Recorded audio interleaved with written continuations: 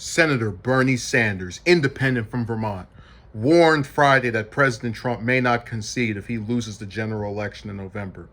This is not just ideal speculation, Sanders told Politico. Trump was saying the only way they can take this election away from us is if this is a rigged election. Now he is making that statement at a time when virtually every national poll has him behind. The progressive firebrand and former presidential hopeful pointed to comments Trump made during the GOP convention last month. In a July interview with Fox News' Chris Wallace, Trump also said he'll have to see if he would accept the results in November. What a stupid thing to say. I have to see. Look, I have to see, Trump told Wallace. No, I'm not going to just say yes. I'm not going to say no. And I didn't last time either. Trump has also suggested delaying the presidential election and claimed without evidence that mail voting leads to fraud. Sanders later elaborated on this point through a series of tweets. We also must consider what happens if Trump loses but refuses to abide by the results and does everything he can to hold on to power, he said. Sanders also told Politico that he's planning a series of actions to raise awareness of the prospect of Trump not leaving office. What we have got to do in the next 2 months is to alert the American people about what that nightmarish scenario might look like in order to prepare them for the possibility and talk about what we do if that happens, he said.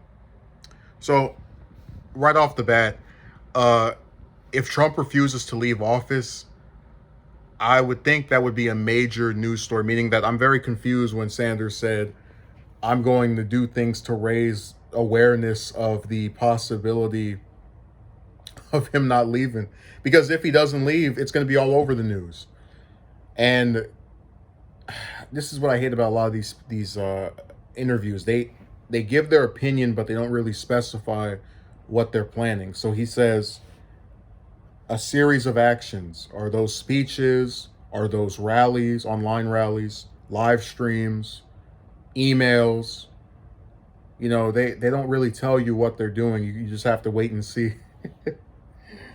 But again, all of this kind of boils down to a basic point of it's another thing Trump has said that people are making out to be a bigger issue than anything else.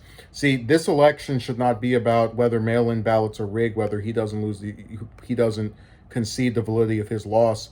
It should be about the pressing issues that are affecting Americans right now. We have over 108,000 people deceased thanks to this virus.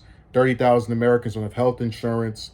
You know, just I could go on and on. But these are the actual issues that need to be spoken about. And they keep talking about, it's not just Sanders, it's a bunch of other people. They keep harping on this thing that regardless if Trump doesn't want to concede or not, it's not actually going to improve someone's life if we sit around speculating on what to do in the event that that might happen.